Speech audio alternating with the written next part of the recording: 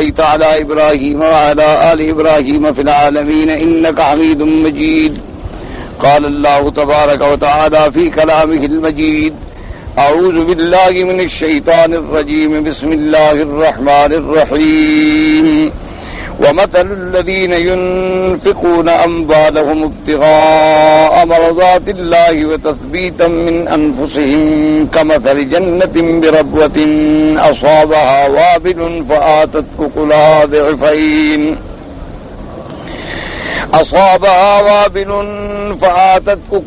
ضعفين فإن لم يصبها وابل فطل والله بما تعملون بصير.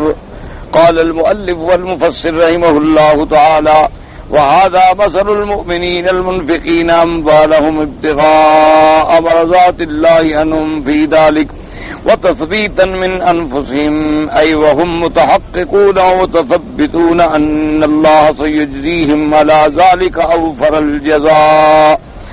اب مفسر رحمۃ اللہ علیہ فرماتے ہیں کہ ان آیات مبارک میں اللہ نے مثال بیان فرمائی ہے ان مومنین کی، المنفقین اموالہم، جو اپنے مال خرچ کرتے ہیں لیکن ان کا مقصد کیا ہوتا ہے؟ اللہ کی رضا حاصل کرنا. وَتَثْبِيتًا مِّنْ أَنفُسِهِمْ، اس کا کیا مطلب ہے کہ وَهُمْ مُتَحَقِّقُونَ وَمُتَثَبِّتُونَ، اور وہ اس بات پر بھی یقین کامل رکھتے ہیں کہ جو کچھ وہ اللہ کے راستے میں خرچ کر رہے ہیں اللہ تبارک و تعالی اس کا انہیں پورے سے پورا بدلہ عطا فرمائیں گے. جیسے مفسر فرماتا ہے: وَنَذِيرُ هَذَا فِي مَعْنَىٰ قَوْلُهُ عَلَيْهِ السَّلَامُ فِي الْحَدِيثِ الصَّحِيحِ الْمُتَّفَقِ عَلَىٰ صِيَّتِهِ: مَنْ صَامَ رَمَضَانَ إِيمَانًا وَاحْتِسَابًا أَن يُؤْمِنُ إِنَّ اللَّهَ شَرَعَهُ وَيَحْتَسِبُ عِندَ اللَّهِ ثَوَابَهُ. جیسے کہ ایک حدیث مبارک میں جو صحیح اور متفق علیہ حدیث ہے، حضور نے فرمایا جو شخص روزہ رکھے رمضان کا لیکن ایمان کے ساتھ اور احتساب مانا یعنی طلب کرے اس کا ثواب اللہ تبارک و تعالی سے، یعنی اس کو یہ یقین ہو کہ میں جو روزہ رکھ رہا ہوں تو اس کا مجھے اللہ پاک پورا ثواب عطا فرمائیں گے، تو پھر اللہ تبارک و تعالیٰ اس کے گناہ جو ہیں وہ معاف فرما دے. یہ بھی اللہ کے راستے میں خرچ کریں، ایک تو خالص اللہ کے لیے ہو، یعنی اس میں ریا نہ ہو، شہرت نہ ہو، سمعت نہ ہو، اور اس کے بعد من نہ ہو، اذا نہ ہو، اور دوسرا دل میں بھی یقین کامل ہو کہ ہم جو اللہ کے راستے میں خرچ کر رہے ہیں اللہ اس کا بدلہ دیں گے، دنیا میں بھی دیں گے، آخرت میں بھی دیں گے.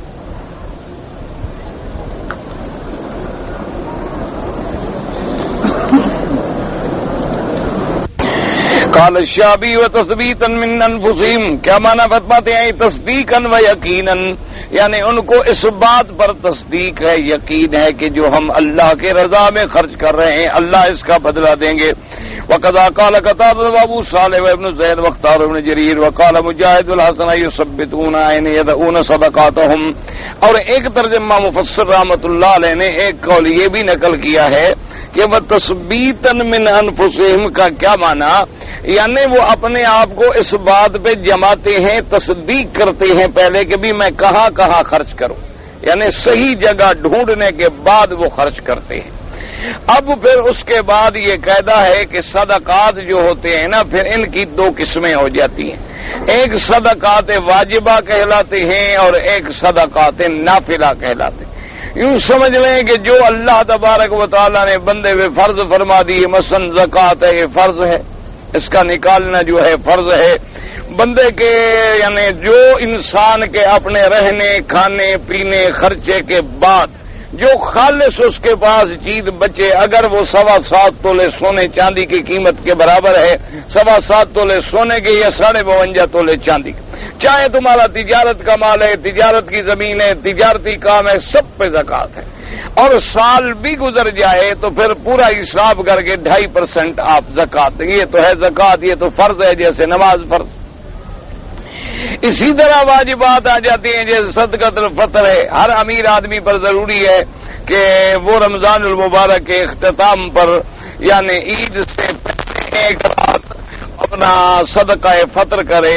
بعض علماء کے نزدیک جنس ضروری ہے، یعنی جب صدقہ کرے تو جنس سے کرے. مثلا جو وہاں رواج ہے جیسے یہاں چاول زیادہ استعمال ہوتا ہے تو اس لیے علماء کرام فتویٰ دیتے ہیں کہ وہ چاول دے، اور بعض علماء کرام جیسے احناف ان کے نزدیک اس کی قیمت بھی جائز ہے بدل میں، لیکن ان کے نزدیک بھی جنس افضل ہے، یعنی اس میں تو کوئی شبہ نہیں کہ آدمی جنس سے ادا کرے، گندم ہے، جو ہے، زبیب ہے، چاول ہے، لیکن بہتر یہ ہوتا ہے کہ جو چیز اس ملک میں زیادہ استعمال ہوتی ہو، یعنی جس کو لوگ زیادہ اپنے کھانے میں استعمال کرتے ہیں، کیونکہ مقصود تو فقراء کو نفع پہنچانا ہے کہ فقیر آدمی جو ہے اس سے فائدہ اٹھا سکے۔ اچھا، بعض ہوتے ہیں ایسے صدقات نافلہ، یعنی مستقل طور پہ تو اللہ نے کوئی فرض واجب نہیں فرمایا، لیکن بندہ اپنے لیے خیرات کرتا ہے، کوئی مسجد بنا دیتا ہے، مدرسہ بنا دیتا ہے، کوئی پانی کا انتظام کر دیتا ہے، یا جتنا اللہ تبارک و تعالیٰ اس کو توفیق عطا فرمائے، یعنی یہ ضروری نہیں ہوتا کہ آدمی قیمتی چیز ہو تو خرچ کرے۔ جیسے میرے آقا سرکار مدینہ صلی اللہ علیہ وسلم کی عادت مبارک تھی کہ آپ کی خدمت میں اگر کوئی تھوڑا سا ہدیہ بھی آ جاتا پھر بھی آپ صحابہ کو اس میں شریک فرماتے اور خود بھی نوش فرماتے، اور اگر کوئی صدقے کا مال آ جاتا تو حضور پاک صلی اللہ علیہ وسلم خود نوش نہیں فرماتے تھے۔ یعنی ایک چھوٹی چیز جیسے کہ صحیح حدیث کے اندر موجود ہے کہ حضرت سیدنا ابی ہریرہ رضی اللہ تعالی عنہ فرماتے ہیں کہ میں سخت بھوک کی حالت میں تھا، یعنی میرا یہ عالم تھا کہ میں زمین پر لیٹتا تھا بھوک کی وجہ سے، اور اس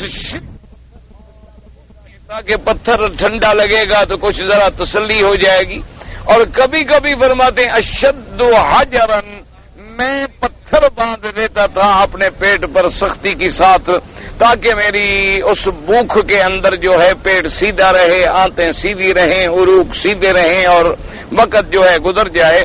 فرماتے ہیں اس عالم میں میں اس رستے پہ آگے بیٹھ گیا جہاں سے حضور پاک اور صحابہ کرام کی گزر ہوتی تھی، تو سیدنا ابی بکر رضی اللہ تعالی عنہ گزرے، تو میں نے ان سے ایک آیت کے بارے میں پوچھا، اور مقصد میرا فرماتے ہیں یہ نہیں تھا کہ میں آیت کا ترجمہ پوچھوں، مقصد میرا یہ تھا کہ جب میری حالت دیکھیں گے تو مجھے اپنے ساتھ کھانے کے لیے لے جائیں گے۔ فرماتے ہیں میں نے مسئلہ پوچھا، انہوں نے جواب دیا، فلم یفعل، وہ چلے گئے، انہوں نے میری بات نہیں سمجھی۔ اب محدثین کرام رضوان اللہ علیہم اجمعین نے اس پہ لکھا ہے کہ یا تو سیدنا ابی بکر رضی اللہ تعالیٰ عنہ صحیح اندازہ نہ کر سکے کہ ابی ہریرہ رضی اللہ تعالیٰ عنہ کا مقصد کیا ہے، اور بعض محدثین کرام نے لکھا ہے کہ ابی بکر کے گھر میں بھی اس وقت کچھ نہیں ہوگا، کیوں، ورنہ اس بھوکے حالت میں تو چہرہ ہی بتلا رہا ہوتا ہے۔ حضرت ابی بکر بھی سمجھ سکتے تھے، لیکن جو ساتھ نہ لے گئے وجہ یہ تھی کہ ان کے گھر میں بھی کوئی چیز موجود نہیں تھی کہ وہ مہمان کو گھر لے جاتے۔ فرماتے ہیں بمر ربی عمر رضی اللہ تعالی عنہم، فرماتے ہیں اس کے بعد حضرت عمر گزرے تو میں نے حضرت عمر سے بھی پھر مسئلہ پوچھا۔ یعنی اس میں اندازہ دیکھیں کہ بھوک کا یہ عالم ہے، لیکن صحابی کی غیرت یہ گوارا نہیں کرتی کہ میں سوال کر لوں یا میں کسی سے کہوں کہ مجھے کھانا کھلا دو، مجھے گھر لے جاؤ۔ حالانکہ شریعت میں بھی اگر آدمی بھوکی حالت میں ہو تو روٹی مانگ سکتا ہے۔ شریعت کے اندر اگر آپ کسی بستی پہ گزرے، سفر میں ہیں اور وہاں ہوٹل نہیں ہے، مطعم نہیں ہے، کھانے کا انتظام نہیں، بستی والوں سے آپ کھانا طلب کر سکتے ہیں، اور یہ شریعت میں منع بھی نہیں۔ لیکن حضرت ابی ہریرہ رضی اللہ تعالی عنہ جلیل القدر صحابی ہیں، یہ ان کا مقام عظمت ہے کہ بھوک سے پلٹیاں کھا رہے ہیں لیکن زبان سے سوال کرنے کے لیے تیار نہیں ہیں۔ فرماتے ہیں کہ حضرت عمر آئے، میں نے ان سے بھی مسئلہ پوچھا، انہوں نے بھی جواب دیا اور تشریف لے گئے۔ فرماتے ہیں تھوڑی دیر گزری فمر ربی سیدنا محمد الرسول اللہ صلی اللہ علیہ وعلا آلہ واصحابہ وسلم تسلیما کثیرا کثیرا، اللہ کے کروڑوں صلاۃ و سلام ہوں۔ تھوڑی دیر گزری تو سرکار گزرے، فرماتے ہیں مجھے دیکھا فتبسم، حضور مسکرائے، حضور مسکرائے، اور اس کے بعد مجھے فرمایا کہ ابھی ہریرہ آؤ میرے ساتھ آؤ۔ فرماتے ہیں اس کے بعد حضور صلی اللہ علیہ وسلم تشریف لے گئے اپنے حجرے کے اندر، تو کسعۃ من لبن، ایک پیالہ تھا جس میں دودھ تھا، لیکن حضور نے فرمایا سب سے پہلے تو یہ تحقیق کی گھر والوں سے کہ یہ دودھ کس نے بھیجا ہے، یہ دودھ کس نے بھیجے، یہ نہیں کہ جو گھر میں مال آئے تو بس ہڑپ، جو گھر میں مال آئے، جیسی آج کل ماشاءاللہ پیروں کا زور ہے اور ہم جیسے مولویوں کا بھی زور ہے، اور بعض لوگ تو اسی لیے طالب بنے ہوئے ہیں کہ چلو تنخواہ جتنی پیسے تو مل ہی جاتے ہیں نا۔ بعض لوگ جو ہیں وہ محض اسی لیے طالب بنے ہوئے، کوئی نوکری شوکری نہیں کرتے، صرف ایک بہانہ ہے جی ہم پڑھ رہے ہیں، ہم پڑھ رہے ہیں۔ بعض تو کتابیں بغل میں لی ہوتی ہیں، اچھا بھی کیا ہے جی میں طالب ہوں، اچھا پھر کیا ہے جی مجھے خیرات کے پیسے دو، اچھا بھی کیا پڑھتے ہو، میں طالب العلم، کون سی کتاب پڑھتے ہو؟ اب جو کتاب بغل میں اس کا نام بھی نہیں آتا وہ شریف آدمی، کیونکہ وہ تو فرضی طالب بنا ہوا ہے، کوئی طالب ہے تھوڑا۔ اچھا بعض کہہ دیں گے، بڑا تیر مار بھی لیں گے کہ بھئی میں جناب تفسیر ابن کثیر پڑھتا ہوں۔ اچھا بھی تفسیر ابن کثیر کے مؤلف کا پورا نام کیا ہے؟ جس نے یہ کتاب لکھی ہے اس کا نام نہیں جانتا۔ اچھا اسی طرح کوئی بات، وجہ کیا ہے کہ انہوں نے ایک پردہ اختیار کیا ہوا ہے، کسی نے مولویت کا، کسی نے طالب العلم کا، کسی نے مسجد کا، کسی نے مدرسے کا، اور سب سے بڑا بہترین حل تو ان کے پاس ہے جنہوں نے قبروں پہ ڈیرا لگایا ہوا ہے، ان کے تو ملے ہیں ماشاءاللہ۔ وہ تو چاندی ہی چاندی ہے نا جی، کوئی مرے تب پیسہ آئے، کسی کا بچہ پیدا ہو تب پیسہ آئے، کوئی بیمار ہو تب پیسہ آئے، الیکشن میں لڑائی ہو تب پیسہ آئے، وہ تو ہر وقت چاندی ہی چاندی ہے ماشاءاللہ۔ اچھا پھر نہ ٹیکس ہے، نہ سیل ٹیکس ہے، نہ انکم ٹیکس ہے، نہ پوچھنے والا ہے کتنا آیا کہاں گیا۔ اب تو ماشاءاللہ انہوں نے بڑے اعلیٰ انتظام کیے ہوئے ہیں ماشاءاللہ۔ بعض ایک جگہوں پر مجھے سنایا ہے، کسی نے دیکھا تو نہیں میں نے، کہ چونکہ بعض قبریں ایسی ہیں نا جہاں اوقاف نے ڈیرا ڈال لیا، تو اب اوقاف والے بہرحال کچھ نہ کچھ حساب رکھتے ہوں گے، تو ان لوگوں نے اپنے صندوق جو اوپر لگائے ہیں تو نیچے باقاعدہ سوراخ ہے چھت کے نیچے، وہ نیچے حضرت کے کمرے میں گرتا ہے کہ ابھی تاکہ اوپر سے جو پیسہ گراؤ تو سیدھا نیچے چلا جائے، جب وہ کھولنے کے لیے آئے صندوقڑی میں کچھ نہیں۔ انا للہ و انا الیہ راجعون، بس دعا کرو اللہ ہمارے حال پہ رحم کرو۔ یہ دیکھیں کہ بیت رسول اللہ ہے صلی اللہ، اللہ کے نبی کے گھر میں کبھی کوئی مشکوک چیز آ ہی نہیں سکتی، لیکن حضور نے اپنی امت کو تعلیم دی کہ اگر کوئی چیز ہے تو پہلے تحقیق کرو کہ کیا ہے، کس نے بھیجا ہے، کس نے دیا ہے۔ حضور نے فرمایا کہ کس نے؟ انہوں نے کہا اہدا الینا فلان، انہوں نے کہا یا رسول اللہ صلی اللہ علیہ وسلم یہ فلاں آدمی کے گھر سے ہدیہ آیا ہے۔ تو اب حضور صلی اللہ علیہ وسلم کو تسلی ہوئی، حضور نے فرمایا ابا ہریرہ جاؤ مسجد نبوی میں اور اصحاب صفہ جو ہیں ان سب کو بلا کے لے آؤ۔ اصحاب صفہ یہ وہ لوگ تھے جن کا گھر نہیں تھا، غریب تھے، اور حضور کی مسجد میں پیچھے، اب تو خیر مسجد بہت لمبی ہو گئی نا، حضور کے زمانے میں مسجد کے بالکل آخر حصہ یہ تھا جہاں اب تھڑا بنا ہوا ہے اصحاب صفہ کا، تو اس جگہ اصحاب صفہ رہتے تھے الذین لا مأوى لهم ولا مسکن لهم، جن کا گھر کوئی نہیں، ٹھکانہ کوئی نہیں، بچے کوئی نہیں، بیوی کوئی نہیں، اور ان کا عدد جو ہے وہ بڑھتا کم ہوتا رہتا تھا، کبھی 100 ہو جاتے تھے، کبھی 100 سے زیادہ ہو جاتے تھے، کبھی کم ہو جاتے تھے۔ حضور نے فرمایا کہ جاؤ ان سب کو بلا کے لے آؤ۔ حضرت ابی ہریرہ کہتے ہیں میں چلا گیا، کہتے ہیں فساءنی، دل میں مجھے بات بڑی سخت گزری کہ حضور پاک نے فرمایا ہے اصحاب صفہ کو لے آؤ، ایک پیالہ دودھ کا ہے، اور فرمایا سب کو لے آؤ۔ اصل تو تعلیم تھی کہ اگر تھوڑی بھی چیز ہے تو سب کو شریک کرو۔ اب فرماتی ہے کہ میں انتہائی حیران ہوا، فسانی، مجھے یہ بات بڑی ناگوار گزری، بڑی شدید گزری، بڑی شاک گزری، لیکن مالی بدن من ہو، مجھے طاقت نہیں تھی کہ میں اللہ کے نبی کے فرمان کا انکار کر سکوں۔ میں آیا، میں نے صحابہ کو بلایا اور آ گئے سارے صحابہ، جب حضور کے کمرے میں تشریف لے آئے جتنے موجود تھے، اور ان کے بعد ہر کوئی اپنی اپنی جگہ سے آرام سے بیٹھ گیا۔ حضور نے فرمایا ابا ہریرہ اسقہم، ان کو پلاؤ، دودھ پلاؤ۔ حضرت ابی ہریرہ رضی اللہ تعالیٰ عنہ فرماتی ہیں اب میں اپنے ہاتھ میں لے کے دائیں طرف سے شروع کر کے سب کو دودھ پلا رہا ہوں، اور دل میں فکر مند ہوں کہ بھی میں تو خود بھوکا ہوں اتنے دنوں سے، اور یہ بھی میری طرح سب بیچارے بھوکے ہیں، اصحاب صفہ بھی سارے فقیر ہیں، پتہ نہیں کوئی مجھے گھونٹ ملے گا بھی کہ نہیں ملے گا۔ ایک نے پی لیا، پھر دوسرا، تیسرا، جب سب نے پی لیا تو میں نے حضور پاک کی خدمت میں دیا. حضور نے اپنے ہاتھ پہ رکھ لی. اپنے ہاتھ پہ رکھنے کے بعد فرماتی ہیں میری طرف دیکھا فتبسما، حضور پھر مسکرائے اور اس کے بعد فرمایا اشرب یا ابا ہریرہ، چلو تم پیو. کہتی ہیں کہ اب میں نے پیا ماشاءاللہ، اور میں آپ کہتے ہیں خود اندازہ کر لو کہ اتنے دنوں سے بھوکھا آدمی تھا، میں نے کتنا پیا ہو.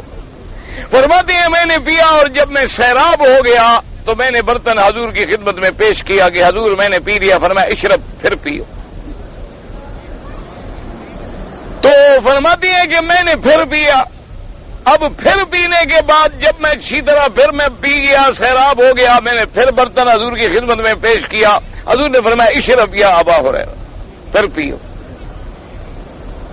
ایک حدیث مبارک میں ہے کہ تیسری دفعہ بھی آپ نے پیا، اور ایک روایت مبارک میں ہے کہ میں نے عرض کیا کہ یا رسول اللہ واللہ لا اجد مسلکا، حضور اب میں اس کے لیے کوئی راستہ نہیں پاتا، کوئی راستہ باقی نہیں بچا، اب میں نہیں پی سکتا. فشرب رسول اللہ صلی اللہ علیہ وسلم، حضور نے پہلے الحمد کیا، اللہ کا شکر ادا کیا کہ اللہ نے اس میں برکت عطا فرمائی، اور اس کے بعد سم اللہ بسم اللہ الرحمن الرحیم پڑھا، اور اس کے بعد حضور پاک نے خود نوش فرمایا. یہ تو معجزہ تھا میرے پاک نبی کا کہ ایک پیالہ جو ہے وہ اتنے بڑے آدمیوں کو اور بھوک کی حالت میں اتنا کافی ہو جائے اور پیالہ بھی بھرے کا بھرا رہے، اور اس وقت تک ختم نہ ہو جب تک کہ حضور پاک صلی اللہ علیہ وسلم خود نوش نہ فرمائیں. لیکن تعلیم یہ تھی کہ ایک پیالہ بھی ہے تو ملا کے سب کو کھلاؤ. تمہارے پاس ایک روٹی ہے تقسیم کرو، تمہارے پاس ایک ٹکڑا ہے تقسیم کرو. اس لیے حضور پاک فرماتے تھے کہ عائشہ اگر کوئی مسکین تیرے دروازے پہ آ جائے اس کو خالی نہ کیا کرو، ولو بشق تمرۃ، اگر تم مسکین کو کچھ نہیں دے سکتی ایک چھوٹا سا کھجور کا ٹکڑا دے دیا، کچھ دے دیا، خالی نہ کرو. یعنی اگر کوئی سائل تمہارے دروازے پہ آ گیا، ضروری نہیں ہے کہ تم اس کو 200 روپے دے دو، 100 روپیہ دے دو، 1000 روپیہ دے دو، 5000 دے دو، 1 روپیہ دے دو، کچھ دے دو، تھوڑی بہت چیز اس کی اکرام کرو آنے کا، اور اس کو خالی نہ کرو. اس تھوڑی سی چیز کو بھی اللہ قبول فرما لیتے ہیں اور جہنم سے بچا لیتے ہیں. تو اس لیے حکم ہے کہ خیرات جو ہے یہ اتنی بڑی نعمت ہے. اور پھر یہ بھی تحقیق کرو کہ میں کن کو دے رہا ہوں. اگر زکوٰۃ ہے تو کیا زکوٰۃ کا مصرف ہے جن لوگوں کو میں دے رہا ہوں، یا اگر میں زکوٰۃ میں کسی مدرسے کو دے رہا ہوں، کسی مولوی کو دے رہا ہوں، تو گویا وہ اب میرا وکیل ہے کہ میری طرف سے زکوٰۃ کو صحیح مصرف میں خرچ کرے. تو ہم پہلے یہ تسلی بھی کر لیں کہ کیا وہ صحیح معنوں میں ہماری زکوٰۃ آگے خرچ کرتے ہیں، اور ان کے نزدیک زکوٰۃ اور غیر زکوٰۃ کے مدات کا فرق بھی ہے یا نہیں ہے. اس لیے بعض علماء نے یہ ترجمہ کیا وَتَثْبِيتًا مِّنْ أَنفُسِهِمْ أَيْ أَيْنَ يَضَعُونَهَا، کہ کس جگہ ہم اپنے صدقات کو خرچ کریں. بعض علماء نے فرمایا یقیناً وتصدیقاً، اور بعض علماء نے فرمایا احتساباً من اللہ تعالی، اور بعض علماء نے فرمایا تثبتا من انفسهم أين يضعونها، کہ اپنے دل کو جمائیں، یقین کریں کہ ہم نے یہ صدقہ کہاں دینا ہے صحیح. اور اس کے لیے بھی قرآن نے ہمیں راستہ بتلا دیا. فرمایا وآتِ ذِي الْقُرْبَى حَقَّهُ وَالْمِسْكِينَ وَابْنَ السَّبِيلِ، اللہ نے فرمایا جب تم خیرات کرو تو سب سے زیادہ مستحق تمہارے رشتہ دار ہیں، سب سے زیادہ تمہارے رشتہ دار جو غریب ہیں ان پہ خیرات کرو. کیوں؟ اس میں 2 فائدے ہیں. ایک تو صلہ رحمی کا ثواب ملے گا، ایک صدقے کا ثواب ملے گا. دوسرا فائدہ یہ ہے کہ ہر بندہ اپنے رشتہ دار کو جانتا ہے کہ یہ غریب ہے یا غریب نہیں ہے، یہ امیر ہے یا غنی ہے یا غریب ہے، تو صحیح جگہ پر بھی صدقہ جائے گا. اچھا، ان کو بتانے کی بھی کوئی ضرورت نہیں ہوتی. تو سب سے زیادہ مستحق جو ہیں وہ اپنے رشتہ داروں میں غریب ہیں. اس کے بعد پھر جو قریب کے لوگ ہیں، تیرے محلے کے لوگ ہیں، تیرے ہمسائے ہیں دیوار بدیوار، وہ زیادہ مستحق ہیں. محلے کے بعد دوسرے محلے والے، پھر شہر والے، پھر اس ملک والے. ہاں اگر کوئی ایسے حالات پیدا ہو جائیں جیسے مسلمانوں کے لیے بوسنیا میں ہے، مسلمانوں کے لیے کشمیر میں ہے، مسلمانوں کے لیے ایسے مشکلات کا دور ہے، اراکان میں ہے، صومال میں ہے، تو زکوٰۃ وہاں بھی آپ بھیج سکتے ہیں. اس میں بھی کوئی اختلاف نہیں علماء کے نزدیک. اور اس کے بعد جناب فرماتے ہیں وقولہ تبارک و تعالی کمثل جنۃ بربوۃ ای کمثل بستان بربوۃ وهو عند الجمهور المکان المرتفع من الارض. اب اللہ نے ایک مثال بیان فرمائی کہ اس کی مثال ہے کمثل جنۃ بربوۃ، جیسے کسی نے باغ لگایا ہو، ربوہ مانا اونچی جگہ پر، اونچے ٹیلے پر، اونچے مقام پر. تو یہ قاعدہ ہے کہ جو اونچی جگہ پہ درخت ہوں باغ ہو تو بڑا خوبصورت لگے گا. دیکھو نا جی، ایک نیچی جگہ ہے ایک اونچی جگہ ہے. اسی طرح دیکھو نا کہ آدمی کا ڈیرا ہے، گھر ہے، مکان ہے، اونچی جگہ پہ تو دور سے نظر آتا ہے، باغ بھی ہو تو دور سے نظر آتا ہے. اور پھر خدا کی قدرت ہے کہ جتنا جگہ اونچی ہوتی ہے اتنی موسم جب لطیف ہوتا ہے. اب دیکھیں نا یہاں کتنی گرمی ہے، لیکن یہاں سے ہدا چلے جائیں تو آپ کو ابھی بھی سردی لگے گی، آپ کو کپڑا اوڑھنا پڑے گا. آپ شفا چلے جائیں تو بغیر کمبل کے نہیں بیٹھ سکتے. اور اگر آپ اس سے آگے ابہا میں چلے جائیں تو ماشاءاللہ وہاں تو آپ کو شاید ہیٹر بھی چلانا پڑے رات کو. تو وجہ کیا ہے کہ جوں جوں سطح مرتفع ہوتی چلی جاتی ہے تو خدا کی قدرت ہے کہ فضا اور ہوا اور بڑی جب جو ہے وہ بسیط اور لطیف ہوتی چلی جاتی. تو اس لیے اللہ نے فرمایا کہ اگر جیسے کسی نے ایک باغ بنایا اور باغ بھی اونچی جگہ پر ہو تو وہاں پانی برسا، باغ میں پھل آیا، پھل دگنا سے گنا ہو گیا. یا اگر برسات معمولی سی بھی آ گئی تو اونچی جگہ ہے اسے تھوڑی سی شبنم بھی کافی ہو گئی، پھر بھی پھل آ گیا. تو ایسے باغ سے بڑی امیدیں ہوتی ہیں. ایک مثال بیان کی گئی. لیکن یاد رکھنا کہ ربوہ کے مراد جیسے ان بدبخت قادیانی فرقے نے، مرزائیوں نے اپنے مقام کا نام ربوہ رکھ لیا ہے تو وہ اصل میں دھوکہ دینا چاہتے ہیں مسلمانوں کو. وہ دھوکہ یہ دینا چاہتے ہیں کہ قرآن پاک میں آتا ہے نا وَآوَيْنَاهُمَا بِرَبْوَةٍ ذَاتِ قَرَارٍ وَمَعِينٍ، کہ ہم نے عیسیٰ علیہ السلام اور ان کی والدہ کو پناہ دی تھی ایک اونچے مقام پر بیت المقدس میں، چونکہ وہاں بھی پہاڑی سلسلے ہیں جہاں حضرت عیسیٰ ابن مریم کی ولادت ہوئی. تو ان بدبختوں نے اپنے اس علاقے کا نام ربوہ رکھ لیا کہ دیکھو جی یہی وہ مقام ہے جہاں عیسیٰ علیہ السلام کو پرورش دی گئی، اور یہ مرزا جو ہے گویا یہ عیسیٰ ہے جس کا انتظار ہو رہا تھا، وہ یہ ہے اور وہ آ گیا. جیسے اسی طرح انہوں نے مثلا اب یورپ میں بھی انگریز کے ملکوں میں بھی جا کے جو جگہ خریدی ہے اس کا نام بھی اسلام آباد، اسلام کے نام پہ رکھا ہے دھوکہ دینے کے لیے. اسی طرح جیسے وہ سیٹلائٹ کے ذریعے پورے چینل میں جمعہ کا خطبہ دکھاتے ہیں اور اسی طرح وہ تعلیمات دکھاتے ہیں اسلامیہ، تو وہ بھی وہ مسلمانوں کو اور پورے عالم کو دھوکہ دیتی ہیں کہ دیکھو جی اسلام کی تعلیمات. دیکھو جی جمعہ پڑھا رہے ہیں مرزا صاحب، اور مرزا صاحب کے ہاتھ میں لکڑی ہے، سر پہ پگڑی ہے، اتنی بڑی داڑھی ہے، باقاعدہ خطبہ ہے، اللہ اکبر، نمازیں ہیں، رکوع ہے، سجدہ ہے، تلاوت کلام پاک ہے. تو جب ٹیلی ویژن پہ اور سیٹلائٹ کے ذریعے، ڈش کے ذریعے عام بچے جو ہیں وہ یہ پروگرام دیکھتے ہیں تو پھر ان کے دماغ میں یہ بات خود بخود بیٹھتی ہے کہ دیکھو بھئی یہ تو بڑے مسلمان ہیں. مسلمان نہ ہوتے تو جمعہ پڑھتے، مسلمان نہ ہوتے تو مرزا صاحب جمعہ کا خطبہ پڑھاتے، اور بھی عربی میں، اور قرآن پڑھ رہا ہے اور حدیث رسول پڑھ رہا ہے. ان کے دماغ میں یہ تاثر بیٹھ جاتا ہے کہ یہ تو پکے مسلمان ہیں، البتہ یہ مولوی جو شرارت کر رہے ہیں نا کہ یہ مسلمان نہیں، یہ مولوی غلطی پہ ہے. اس لیے انہوں نے پوری دنیا کو ایک دھوکے میں رکھا ہوا ہے، کبھی نام اسلام آباد، کبھی نام ربوہ. اچھا اسی طرح انہوں نے باقاعدہ اپنی وصیتوں میں یہ لکھا ہوا ہے کہ جو ہمارے بڑے بڑے خلفاء اور بڑے بڑے مجدد مجتہد مر گئے ہیں وہ ربوے کے بہشتی مقبرے میں ہم نے بطور امانت رکھے ہیں، اور ایک وقت آئے گا جب ہم ان کو قادیان میں دفن کریں گے، کہاں سے ہم نکالیں گے اور ان کو ہم قادیان میں جو ہمارا مرکز اصلی ہے وہاں دخل کریں گے. کیا معنی ہے؟ اس معنی میں اشارہ تھا کہ ایک وقت آئے گا جب ہم اس ملک کو توڑ کے پھر اس سے ملا دیں گے، پنجاب ایک ہو جائے گا اور پھر جا کے ہم قادیان میں ان کو دفن کریں گے.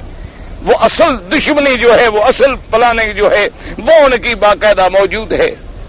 اللہ تبارک و تعالی رحمت فرمائے، اللہ پاک رحمت فرمائے۔ یاد رکھو ایک مسئلہ سمجھ لو، ایک آدمی ساری رات تہجد پڑھے، جمعہ پڑھے، داڑیاں رکھے، کعبے میں بیٹھا رہے، سارا دن تلاوت قرآن کرے، اگر میرے مدنی کو خاتم الانبیاء نہیں مانتا تو وہ مسلمان نہیں ہو سکتا۔ ایک موٹی بات یاد، ایک اپنے عقیدے کو کھڑا سمجھ لو۔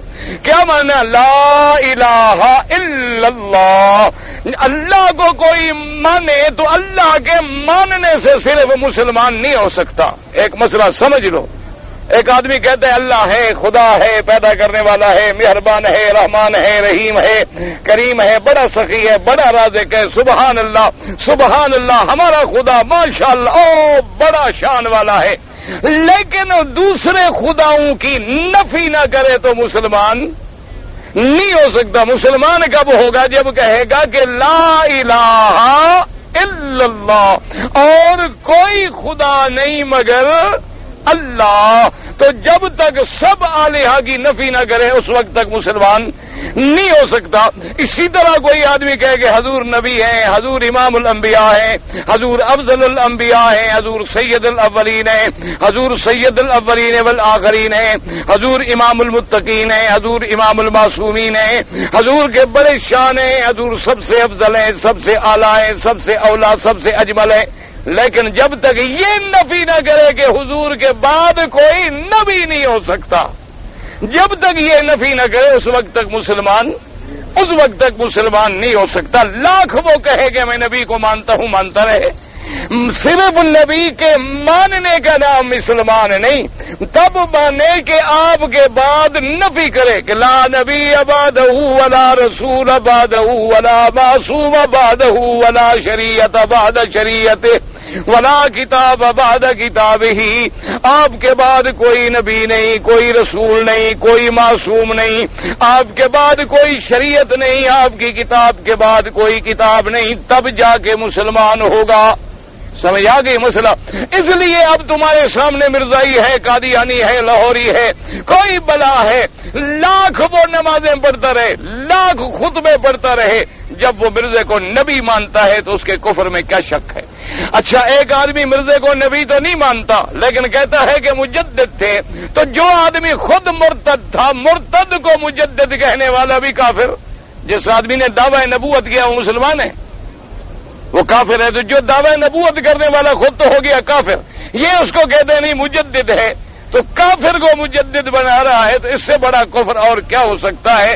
تو اس لیے ہمیشہ یاد رکھیں اس طرح لوگوں کو دھوکہ دیا جاتا ہے، ورنہ ربوے سے مراد ہوتی ہے اونچی جگہ۔ کوئی اونچی جگہ ہو آپ اس کا نام ربوہ رکھ سکتے ہیں۔ جیسے یہاں آپ مینا میں جائیں، دیکھیں باقاعدہ جو مینا کا اونچا علاقہ ہے اس کا نام ہے ربوہ، باقاعدہ لکھا ہوا ہے۔ چھوٹے چھوٹے بچے سے پوچھ لیں کہ مینا میں ربوہ کہاں ہے، وہ کہے گا یہ ربوہ ہے، کیونکہ ربوے کا معنی کیا ہے کہ المکان المرتفع من الارض، کہ زمین کی سطح سے جو اونچا مکان ہو اس کو کہتی ہے ربوہ۔ اور اس میں جو باغ ہوگا یقینی باغ ہے کہ اس باغ کی قیمت بھی ہوتی ہے، اور اس باغ کے اندر ماشاءاللہ پھل بھی بہتے رہتا ہے، فضا ہوا جب بھی لطیف ہوتا ہے۔ اس لیے فرماتے ہیں کہ بربوۃ کمثل جنت بربوۃ اصابها وابل فآتت، فرماتی ہیں کمثل بستان جنت کا معنی کیا ہے؟ باغ۔ ربوہ کا معنی کیا ہے؟ فرماتی ہیں جمہور کے نزدیک معنی یہ ہے المکان المرتفع من الارض، وہ جگہ جو اونچی جگہ ہے۔ وزاد ابن عباس والضحاک تجری فیہ الانہار، اور اس کے اندر نہریں بھی چل رہی ہیں۔ قال ابن جریر رحمہ اللہ تعالی وفی الربوۃ ثلاث لغات ہن ثلاث قراءات بضم الراء الربوہ۔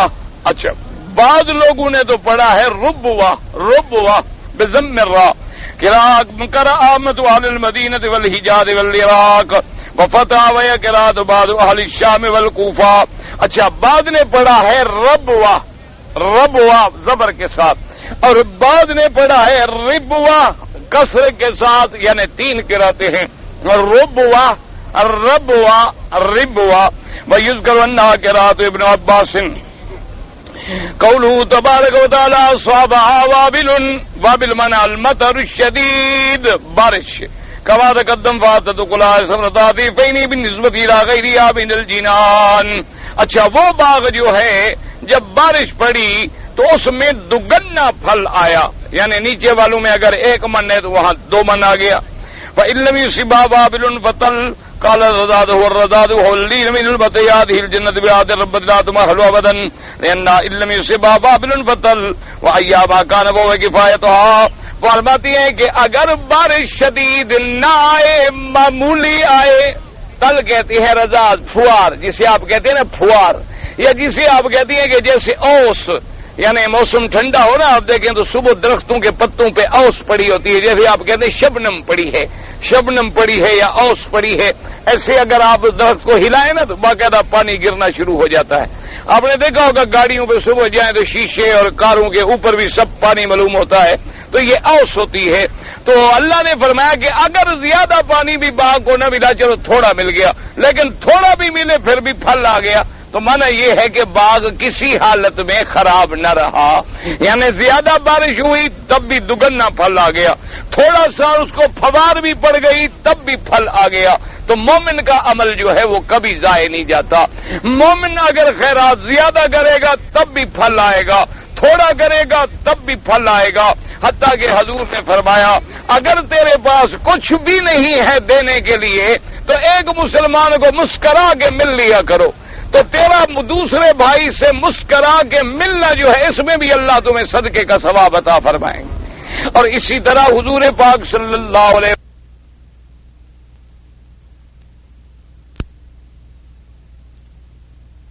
حضور پاک نے فرمایا یاد رکھو اگر یہ نوالا تم کسی غیر عورت کو کھلاتے تو گناہ ہوتا یا نہ ہوتا؟ اس نے کہا یا رسول اللہ بالکل ہوتا. فرمایا جب حلال میں استعمال کر رہے ہیں تو اللہ صدقے کا ثواب بھی عطا فرما رہے ہیں. اس لیے ہمیشہ اصول ہے کہ آدمی اپنے خرچ پہ، اپنے اہل و عیال پہ جو خرچ کرتا ہے، اپنی بیوی پہ جو خرچ کرتا ہے اور اپنے والدین پہ جو نفقات واجبہ ہیں اس کے باوجود بھی اللہ جو ہے وہ اجر عطا فرماتے ہیں. اور صدقے میں یہ ضروری نہیں ہوتا کہ لاکھوں ریال خرچ کرو. حضور پاک صلی اللہ علیہ وسلم نے فرمایا کہ اگر تم ایک تھوڑا سا کھجور کے دانے کے برابر بھی خیرات کرتے ہو، اللہ بڑھا کے اس کو پہاڑ کے برابر بنا کے تمہیں ثواب عطا فرماتی ہیں. اس لیے جتنا اللہ توفیق دے، چاہے 1 ریال ہے، 1 گروش ہے، شرط یہ ہے کہ مال حلال اور نیت خالص ابتغاء مرضات اللہ، یہ ضروری ہے، لازم. ریا نہ ہو، شہرت نہ ہو، سمعت نہ ہو، اور بعد صدقہ من اور اذا نہ ہو. صدقے کے بعد ان 2 چیزوں سے بھی اپنے صدقات کو باطل نہ کریں. لا تبطلوا صدقاتکم بالمن والاذى. اور آج کل ہمارے ہاں جو رواج ہے نا جی، اللہ معاف کرے، اگر کوئی بڑا آدمی چندہ مانگے نا جی تو پھر لوگ لاکھوں دیتے ہیں. یعنی کوئی بڑا آدمی آج گورنر کوئی میٹنگ کر لینا، کہے گی چندہ کرنا ہے، تو پھر جناب ایک سے ایک بڑھ کر کے پیسے دے. اور اگر اسی طرح ایک ہمارے علاقے میں بھی ایک افسر آئے تھے، وہ ضلع لیول کا افسر تھا، اس نے اپنے دماغ سے بہرحال یہ سوچا کہ بھئی لوگ جو آتے ہیں اتنے اور پیشیاں بھگتنے کے لیے آتے ہیں، اور صبح 7:30 بجے سے لے کر کم از کم 4 بجے تک عدالتیں بھری رہتی ہیں لوگوں سے اور مسجد کوئی نہیں ہے. تو اس نے جناب یہ ہے کہ باقاعدہ ایک اصول بنا لیا کہ جو آدمی کام کے لیے آئے بھی اتنے پیسے دے کہ بھئی ہم مسجد بنا رہے ہیں.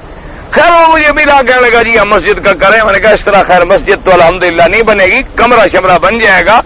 نماز میں بھی انشاءاللہ فقہا کے نزدیک وہ نماز بھی ادا نہیں ہوگی جو تم مسجد بنا رہے ہو.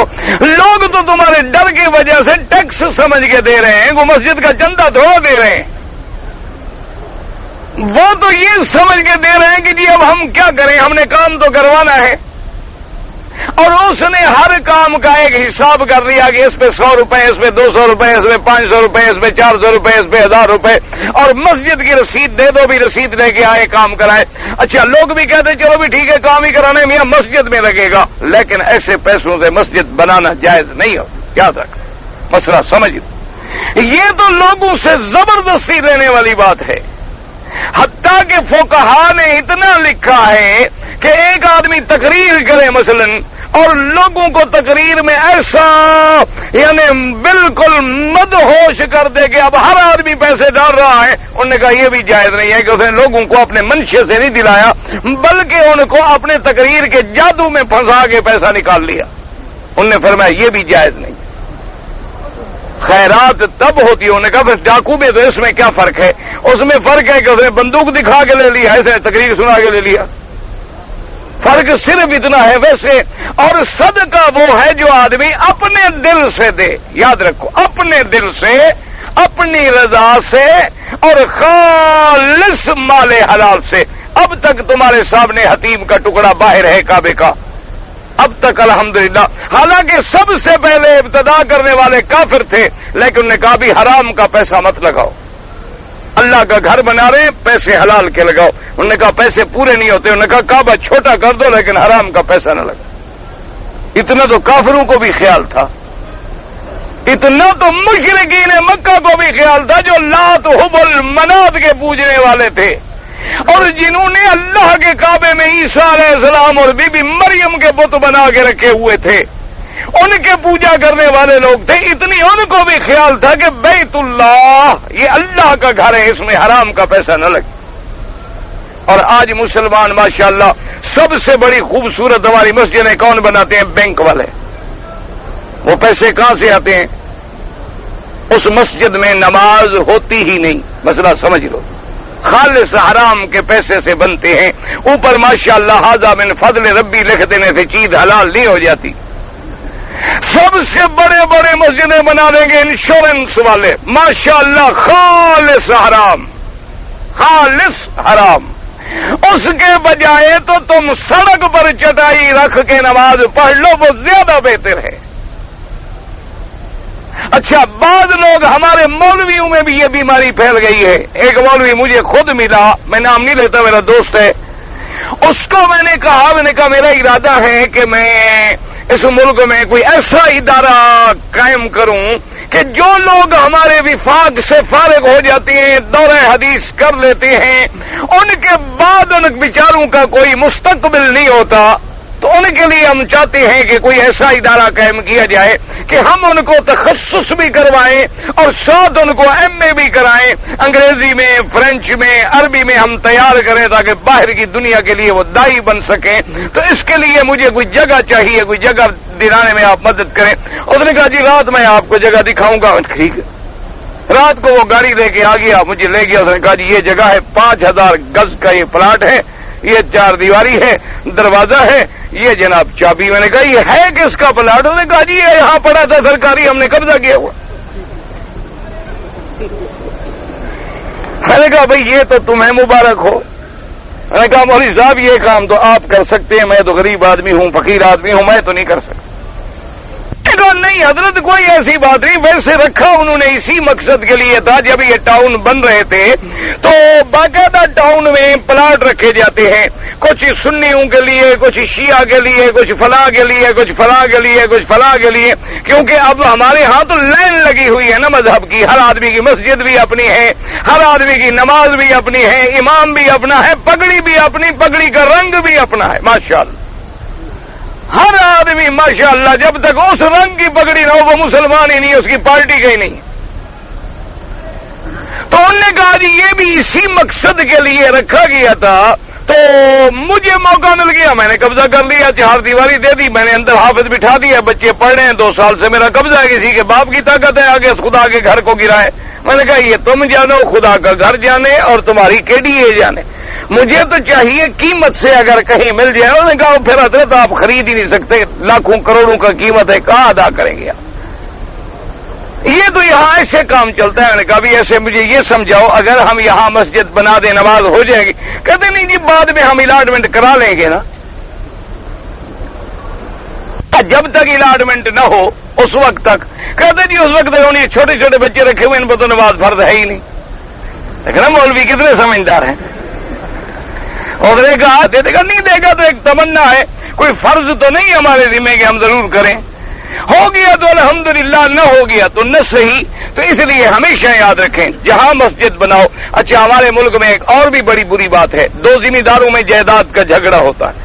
اچھا وہ کہتے ہیں چلو بھائی کو نہ دو مسجد بنا دو، یہ بھی ناجائز ہے، نہ بھی نماز نہیں ہوتی۔ جب بھی خدا کا گھر بنائیں وہ خالص حلال ہو، اگر اس میں 4 بھائی ہیں تو 4 راضی ہوں، اگر اس میں کسی ایسے بچے کا حصہ ہے جو نابالغ ہے، جب تک وہ بالغ ہو کے اجازت نہ دے وہاں اللہ کا گھر نہیں بن سکتا۔ یہ بات یاد رکھ لیں، ایسے نہ بنایا کریں مسجدیں۔ یہی وجہ ہے کہ پہلے زمانے میں مسجدیں کچی تھی لیکن مسلمان پکے تھے، اب مسجدیں پکی بن گئی لیکن مسلمان کچے ہو گئے۔ پہلے زمانے میں مسجدیں کیا تھی دیکھا، ایسے کچی کچی دیواریں، نیچے پتھر پڑے ہوتے تھے، کوئی پرچھا پڑا ہوتا تھا، بس اللہ اکبر وہی نماز ہو گئی۔ حضور کی اپنی مسجد مبارک کا یہ عالم تھا، صحابی کہتے ہیں جب بارش برستی تھی تو ساری بارش اندر آ جاتی تھی، کیونکہ اوپر تو صرف کھجور کی چھڑیاں پڑی ہوئی تھی، کوئی چھپر چھت تو تھی نہیں۔ حضور صلی اللہ علیہ وسلم کی داڑھی مبارک میں بارش گر رہی ہے اور حضور خطبہ فرما رہے ہیں، اور نیچے کوئی پتھر نہیں، چھوٹے چھوٹے کنکریاں پڑی ہوئی ہیں۔ صحابہ کہتے ہیں گرمی کے زمانے میں وہ گرمیاں اتنی گرم ہو جاتی تھیں پتھریاں کہ ہم لوگ جب نماز میں آتے تو کنکریاں ایسے اٹھا کے کھڑے رہتے کہ بھی جتنی دیر ہاتھ میں رہے گی کچھ تو ٹھنڈی ہو جائے گی، جب سجدے کا وقت آئے گا گرا گیا من پہ سجدہ کر لیتے تھے، اس وجہ سے کہ اتنی شدید گرم ہوتی تھی کہ ماتھا رکھنا مشکل ہو جاتا تھا۔ لیکن جب سے ہماری مسجدیں پکی بن گئیں، ایئر کنڈیشن بھی لگ گئے، بڑے بڑے خوبصورت پتھر بھی لگ گئے، بڑے بڑے اعلیٰ سے اعلیٰ قالینہ بھی بچھ گئی، لیکن ایمان ہمارے کچے ہو گئے۔ مسجد تو بنا دی شب بھر میں، ایمان کی حرارت والوں نے، من اپنا پرانا پاپی ہے، برسوں سے نمازی بن نہ سکا۔ آج تک ہم لوگ جو ہیں بس اسی چکر میں ہیں، تو اس لیے ہمیشہ یاد رکھو خیرات کرو، 1 لاکھ کے بجائے 100 روپیہ کرو لیکن حلال کا، 100 روپے کے بجائے 1 روپیہ کرو لیکن حلال کا۔ اسی طریقے سے اللہ کا گھر بناؤ، مسجد بناؤ تو جتنی ٹکڑا ہو زمین کا خالص حلال کا، اس پہ جو پیسے لگاؤ خالص حلال کے۔ کوئی ضروری نہیں ہوتا کہ تم اونچی اونچے قیمتیں خرچ کرو۔ میرے والد صاحب رباط بنا رہے تھے مدینہ منورہ میں، جب بنا رہے تھے تو وہ کافی ہمیں دور لگتی تھی ماشاءاللہ مسجد اجابہ کی طرف میں، اور پھر کچے کمرے خود اس کی اینٹیں بناتے تھے اور خود ایک مستری تھے ان کو بلا کے لگاتے تھے، کمرے بناتے تھے۔ اور جب ہم مکے سے جانے لگتے تو فرماتے کہ بھائی وہ تم رباط میں رہنا۔ میں نے کہا حضرت وہاں جنگل میں کون جا کے رہے، دن کو عصر کے بعد مغرب کے قریب اگر جائیں تو راستے میں کھجوروں کے باغ ہیں، ڈر لگتا ہے، لائٹ کوئی نہیں، روشنی کوئی نہیں۔ پھر وہاں جہاں آپ نے رباط بنائی ہے بجلی نہیں، لائٹ نہیں، روشنی نہیں، لیمپ جلا کے رات کو بغیر پنکھے کے مچھروں میں کون سوئے؟ بادشاہ آدمی حضرت صاحب فرما دیتے ہیں کہ جاؤ کیسے جائیں؟ فرماتے تھے بیٹا بات سنو، اگر میری نیت خالص ہے اور میں نے اللہ کے لیے بنائی ہے، ایک وقت آئے گا یہ آباد ہوگی، تمہیں بھی رہنے کو جگہ نہیں ملے گی، اور اگر میری نیت خراب ہے تو خدا کرے کل گر جائے۔ اب جناب وہی حالت ہے، اب ہم خود جائیں نا، پہلے ٹیلی فون کرتے ہیں کہ بھئی کمرہ ہے ہم آ جائیں، وہ کہتے ہیں جی اس جمعہ تو رش ہے، اگلے جمعہ ہے آپ خالی رکھیں گے۔ کیوں؟ جب نیت ہے ٹھیک ہے، اللہ تبارک و تعالیٰ نے اسی خلاص کا بدلہ کر دیا، بن بھی گئی، 3 منزل بھی ہو گئی، آباد بھی ہو گئی، ایئر کنڈیشن بھی لگ گئے، اللہ نے کھانے کا انتظام بھی کر دیا کہ جو مسافر جا کر ہے کھانا بھی مفت ملے، رہائش بھی ملے، کھانا بھی ملے۔ تو وجہ کیا ہے؟ بنانے والے کا خلوص نیت، کہ اس نے جب اللہ کے لیے بنائی تھی اللہ نے ذریعہ بنا دیا، ورنہ ہم کون ہیں کہ ہم کسی کو کھانا کھلا سکیں؟ ہماری کیا طاقت ہے؟ اس لیے ہمیشہ یاد رکھیں خالص حلال جو ہے اس میں جو ہے بڑی برکت ہے۔ اس لیے فرماتی ہے کہ لا ان علم سباب ایام کان وہ کے فائدہ وقدار کا لا یبور ابدا، عمل مومن کا جو ہے وہ بھی کبھی نقصان میں نہیں رہتا، بل یتقبلہ اللہ یکسرہ وینمیہ کل آمن بحسبہ۔ اللہ تبارک و تعالی اپنے بندے ایمان والوں کے عمل کو خود بڑھا دیتے ہیں، چاہے تھوڑا سا بھی عمل ہو، لیکن جب اللہ کے لیے خالص ہو تو اللہ اس میں برکتیں عطا فرما دیتی ہیں۔ ولہذا قال تعالی واللہ بما تعملون بصیر اذا یخفی علیہ من اعمال عبادہ شیء، اللہ تبارک و تعالی اپنے بندوں کے ہر عمل کو دیکھ رہے ہیں، جو تم خرچ کرتے ہو اللہ کے آگے کوئی چیز چھپی ہوئی نہیں ہے. اگر تیری نیت خالص ہے, تیرا مال حلال ہے, تو اللہ تبارک و تعالیٰ اس میں برکتیں عطا فرما دیں گے. اللہ آپ کو بھی مجھے بھی حلال میں اپنے خزانے سے دے اور دینے کی بھی توفیق دے. کہتے ہیں جی کہ نماز جنازہ کے بعد کسی نے مسئلہ پوچھا ہے کہ نماز جنازہ کے بعد جو ہمارے ہاں رواج ہے دعا کا, کہ نماز جنازہ ہو جاتی ہے پھر دعا کرتے ہیں.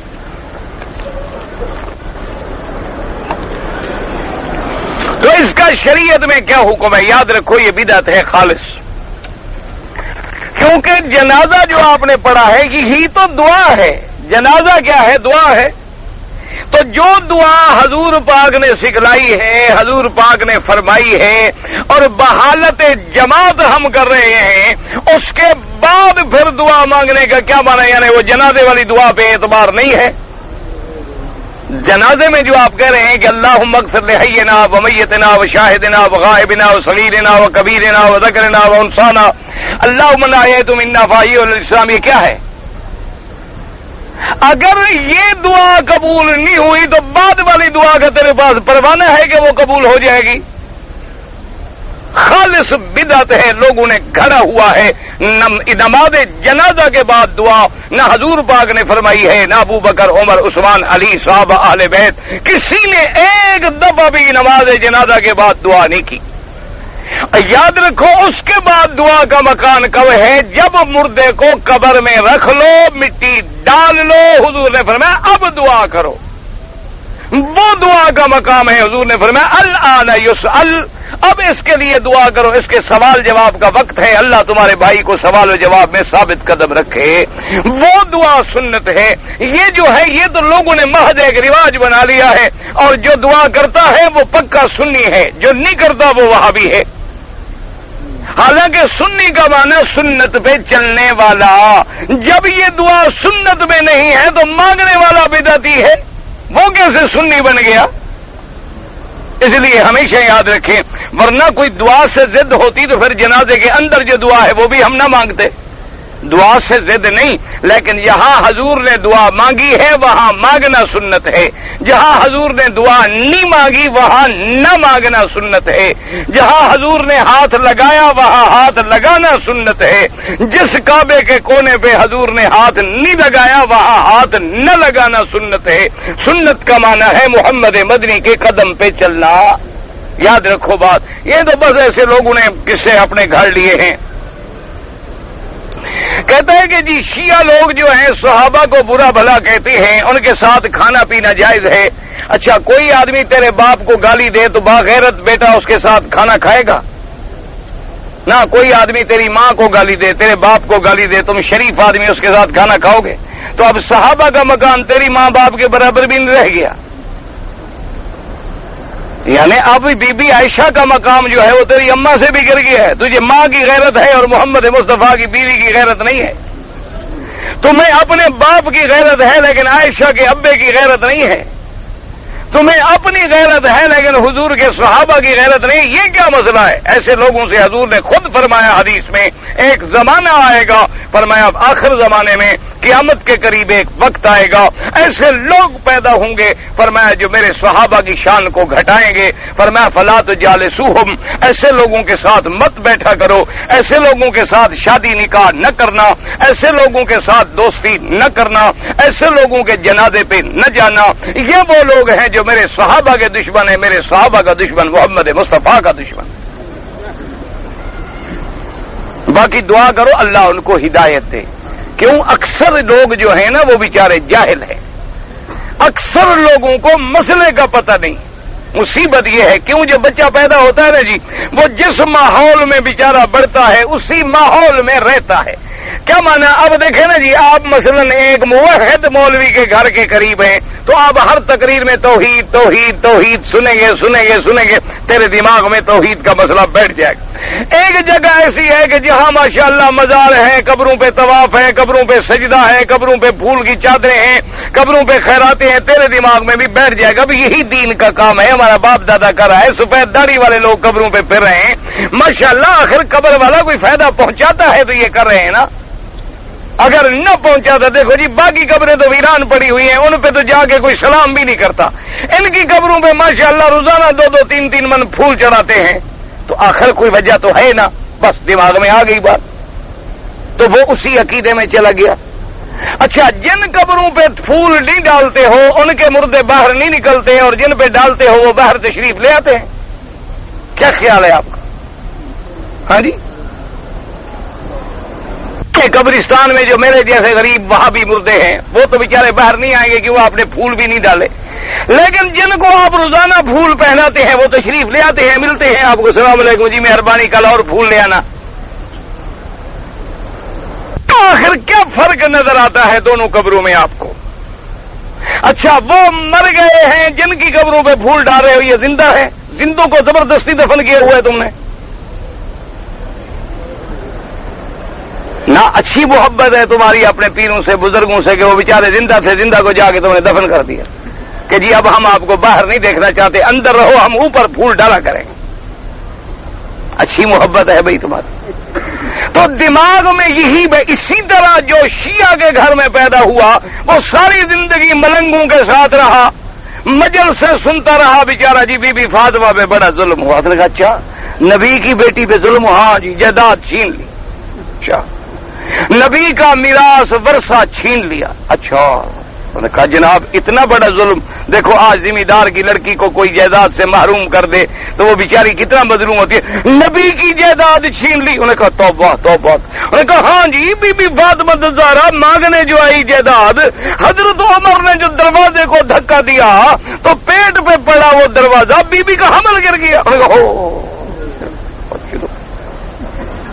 کہا تو پھر علی مشکل کشا کہا تھا، جب اس کی بیوی کے ساتھ نبی کی بیٹی کے ساتھ عمر یہ ظلم کر رہا تھا تو مشکل کشا کو نیند تھی؟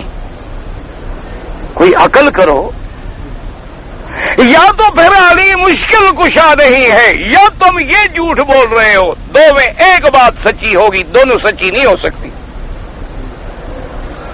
اور پھر سوچو کہ میرے پاک نبی نے کیا چھوڑا ہے، حدیث میں آتا ہے حضور کے بارے میں کہ ما ترک شیئا، میرے محمد مصطفیٰ نے تو اپنی جائیداد میں کچھ چھوڑا ہی نہیں،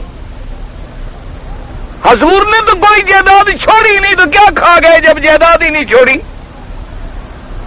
اور حضور نے فرما دیا کہ نحن معاشر الانبیاء لا نرث دینارا ولا درہما انما ترکناہ فہو صدقۃ او کما قال النبی صلی اللہ علیہ وسلم، حضور نے فرمایا صرف میں نہیں جتنے اللہ کے نبی گزرے ہیں ہمارا مال دینار درہم میراث نہیں ہوتا، اگر کچھ ہمارا بچ بھی جائے تو وہ اللہ کے راستے میں خیرات ہوتا ہے، تو حضور کا تو میراث ہے ہی نہیں، کھا کیسے گئے؟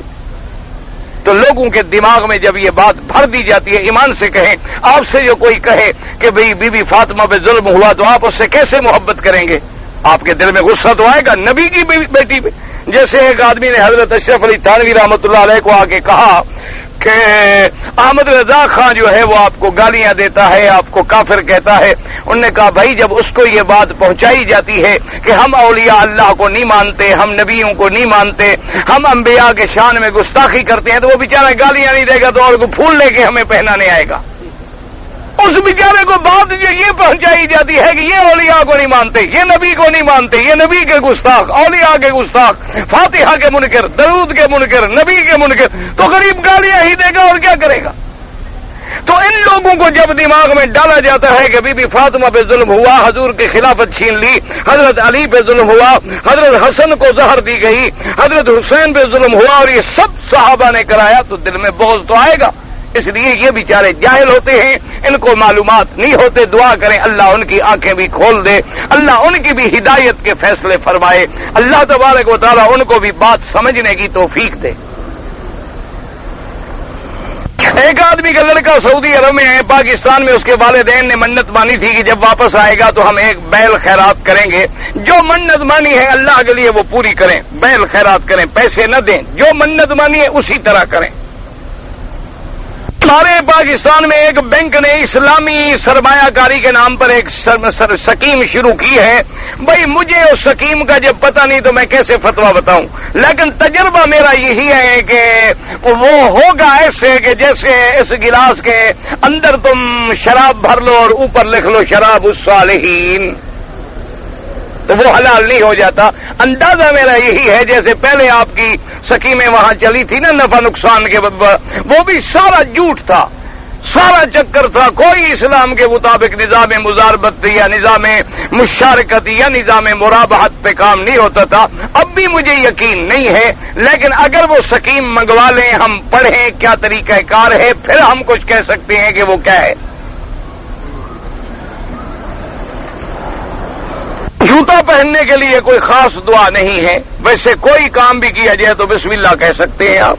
یا جیسے جب نیا پہنے تو الحمدللہ الذی البسنی، الحمدللہ الذی اطعمنی وسقانی وکسانی. جیسے حضور نے فرمایا کوئی لباس کہو پہنو تو کہو الحمدللہ الذی البسنی من القسانی من الارا. اسی طرح حضور نے فرمایا ابلے و اخلقے، تو اسی طرح جوتا پہننے میں بھی وہی دعا، اللہ تیرا شکر ہے کہ تو نے مجھے پاؤں ننگا نہیں رکھا کہ جوتا عطا فرمایا. حمام کے اندر ننگا غسل کرنا جائز ہے کیا جی؟ نکلنے کی حالت میں شرمگاہ کو ہاتھ لگانے سے وضو رہتا ہے. اہل حدیث علماء کے نزدیک اگر کوئی آدمی اپنی شرمگاہ کو ہاتھ لگا لے تو وضو ٹوٹ جاتا ہے. احناف کے نزدیک وضو نہیں ٹوٹتا ہے. نکاح کے بعد پہلی ملاقات میں سنت طریقہ کیا ہے؟ سنت طریقہ یہ ہوتا ہے کہ شادی کی رات آدمی اپنی بیوی کے بالوں کو یہاں سے پکڑ کے باقاعدہ سنت میں دعا ہے کہ اللہ تبارک و تعالی اس کو خیر پہ تابع رکھ، اس کو خیر پہ چلا، شر سے بچا، ہر برائی سے اس کو محفوظ فرما، یہ دعا کرے. پھر بیوی سے ملنے کے بعد کپڑے اتارنے سے پہلے بھی اللہم جنب الشیطان عنا وجنبنا ما رزقتنا منہ، یہ دعا کرے. پھر میاں بیوی آپس میں ملیں، اس کے علاوہ اور کوئی بات نہیں. نوح علیہ السلام کو پہلا نبی کیوں کہا جاتا ہے؟ چونکہ شریعت وہاں سے شروع ہوئی. حضرت آدم علیہ السلام جب آئے تو شریعت لے کے نہیں آئے، چونکہ آدم علیہ السلام کی تو صرف اولاد تھی، ان کو ان رہنے کے طریقے، دنیا میں آباد ہونے کے طریقے، کھانا پینا رہنا بسنا کھیتی باڑی، یہ سکھلائے گئے. شریعت جو ابتدا ہوئی وہ نوح علیہ السلام سے ہوئی. اول نبی بعث الی الارض، یعنی صاحب شریعت نبی. ہاں ہر ایک چیز میں ال کیوں لگایا جاتا ہے؟ ہر ایک چیز میں کوئی چیز کا نام لکھو نا. دنیاوی باتوں کو لے کر میاں بیوی میں اگر جھگڑا ہو جائے اور میاں بیوی کو معاف نہ کرے اور بیوی فوت ہو جائے تو مغفرت ہو جائے گی. مغفرت کرنے والا اللہ ہے، وہ کافر تھوڑی مر گئی ہے، تیری ناراضگی سے کافر ہو گئی ہے وہ. اور پھر تیری ناراضگی کو بھی دیکھا جائے گا کہ حق پہ تو ہے یا حق پہ وہ ہے. اگر تو نہ حق پہ ہے تو اللہ تجھے سزا دیں گے، اس کو کیوں سزا دیں گے؟ مغفرت تو صرف مشرک کی نہیں ہوگی، کافر کی نہیں ہوگی، اس کے علاوہ ہر گناہ اللہ معاف کر دیتی ہے. ہندوستان میں کون سے صحابی پہنچے؟ ہندوستان میں جا کے پوچھو، میں یہاں ہندوستان میں بیٹھا ہوں. ایسے بس حضور پاک کی جنازہ کی نماز کس نے پڑھائی؟ کسی نے نہیں پڑھائی، سب صحابہ نے پڑھی. لیکن حضور کا کوئی امام نہیں بن سکتا، کیونکہ حضور تو سب انبیاء کے امام ہیں. حضور کی جنازے پہ امام کون بنے؟ اگر روزے کی حالت میں عورت کو حیض آ جائے تو کیا کرے؟ روزہ ٹوٹ گیا.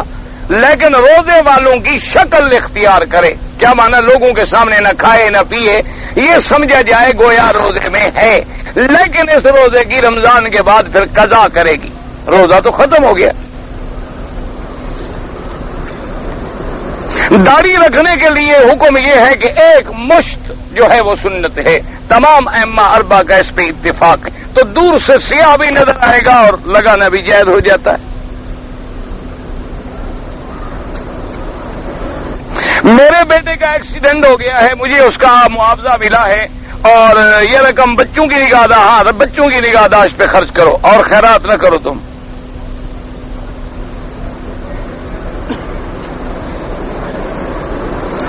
میرے دادا جان فوت ہو گئے، میرے باپ نے بولا میرے والد کے لیے قرآن پاک ختم کریں، تو ان قرآن خوانی کے بدلے میں مولوی صاحب کو زمین دی۔ اگر مولوی صاحب نے بھی زمین کی شرط کر کے کہ زمین دو گے تو قرآن پڑھوں گا ورنہ میں مفت نہیں پڑھتا، پھر تو جائز ہی نہیں۔ اگر مولوی صاحب پڑھتے رہے اور انہوں نے بھی اللہ واسطے دے دی تھی تو پھر تو ٹھیک ہے، ورنہ جو چیز قرآن بیچ کے خریدی جائے وہ جائز نہیں ہوتی کہ اللہ کے دین کو بیچا جائے، شرط کی جائے کہ جناب ہم ختم تب پڑھیں گے کہ جب تم زمین دو گے۔ اور اب اگر وہ زمین سے پھر جائے تو مولوی قرآن سے پھر جائے گا، وہ کہے گا میں اپنے سارے واپس لیتا ہوں، جیسے مولوی کے ہاتھ میں ہو نا قرآن شریف، جیسے ہمارے لوگ خیرات کرتے ہیں نا، یہ مولوی کو بلا آ جاتے ہیں، پڑھو بھی سب پڑھ رہے، اچھا جی، انہوں نے کہا میں نے ثواب تمہاری ملک کیا، انہوں نے کہا میں نے بھی تیرے ملک کیا، مولوی سارے ثواب جیب میں لے کے گھر چلا جاتے ہیں، وہ اندر سے کہہ دیتے ہیں اللہ میاں ثواب میرے مردوں کو، ان کو پہلے السلام علیکم، اس کے اپنے نہیں مر گئے، اس کو تمہیں کیوں دے دے، تم نے تو اس کے ملک کر دیا۔ اب وہ مالک ہے جس کو دے دو، اس کو اپنا ماں باپ زیادہ عزیز ہے، تمہارا ماں باپ زیادہ عزیز ہے۔ اچھا جو تم ملک کر رہے ہو جی، ثواب میں نے تیرے ملک کیا، پہلے تمہارے پاس کوئی پروانہ ہے کہ تمہیں ثواب مل گیا؟ جو تم نے پڑھا ہے اللہ نے قبول کیا نہیں کیا کیا پتا؟ تم نے نماز پڑھی انشاءاللہ قبول ہوگی، اللہ کرے گا قبول ہوگی، لیکن کوئی پروانہ، کوئی گارنٹی تو ہمارے پاس نہیں، پتہ نہیں ہم ساری زندگی پڑھتے رہے مالک قبول نہ کریں، اور ایک سجدہ کریں اور مالک راضی ہو جائے، وہ تو کریم ہے۔ اس لیے یہ سب چکر ہوتے ہیں۔ نماز کے پیچھے امام صاحب کے پیچھے کیا پڑھنا چاہیے؟ کہ امام نہیں پڑھتا، اس کو جو ہم نے کھڑا کیا ہے وہ کیا کام کرتا ہے؟ سے امام بنایا ہم نے مفت کا، کوئی تو آخر امام کی ڈیوٹی بھی ہوگی، ایک مقتدی ہے ایک امام ہے، کوئی دونوں کا وظیفہ معین تو کرو، کوئی فرق تو کرو، فرق اگر نہیں ہے تو پھر فرق کیا ہوا؟ عزیز کی لڑکی کی شادی میں تحفہ دینے، اپنے عزیز کی شادی میں کوئی سامان دینے میں اسلام کا بالکل ٹھیک ہے، عزیز کی شادی ہے تحفہ دو، ہدیہ دو، کوئی منع نہیں، بالکل دینا چاہیے۔ عورتیں جو ہیں آنکھیں نقاب سے نکال کے دیکھ سکتی ہیں ضرورت کے پیش نظر، اگر ضرورت نہ ہو یہ جو فیشن بنایا ہوا ہے کہ ادھر ادھر سے سیاہ برقع ہو اندر سے آنکھ چمکتی ہوئی نظر آئے، یہ تو اللہ کی کھلی لعنت برستی ہے، یہ کوئی فیشن، وہ تو یہ ہے کہ چادر ہو جلا بھی بہن، آگے چادر ڈال دو تاکہ اس کا حسن نظر نہ آئے، اب اس کو چلنے کے لیے ضرورت ہے تو دیکھے گی، یہ تو فیشن ہے جی۔ پھر آنکھیں باقاعدہ بنی ہوئی ہیں، زبان بنی ہوئی ہے، اور باقاعدہ بنیان پہ دل کے نشان بنے ہوئے ہیں۔ اب تو نعوذ باللہ ثم نعوذ باللہ عورتیں جو انڈر ویئر پہنتی ہیں ان پہ زبان کے نشان بنے ہوئے ہیں کہ یہ چاٹنے کی جگہ ہے، یہاں کھایا پیا کرو، ہاں تو کچھ کرتے رہو، ہیں موجود ہیں، جا کے بازار میں دیکھ لو بک رہے ہیں۔